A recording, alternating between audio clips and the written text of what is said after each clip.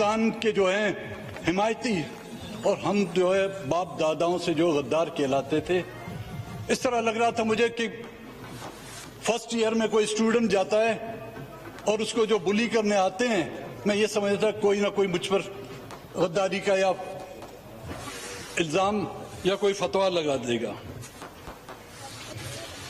लेकिन आज माशाल्लाह चश्मे बद्दूर ऐवान की अक्सरियत जो है हम जैसे गद्दारों की तरह हो गई है।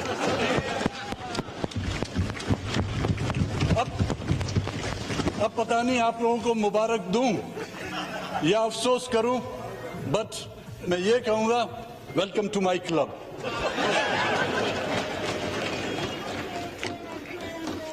वो कहते हैं कि मैं अकेला ही चला था जानिबे मंजिल, मगर लोग साथ आते गए और इतना बड़ा कारवां बन गया। जनाब स्पीकर।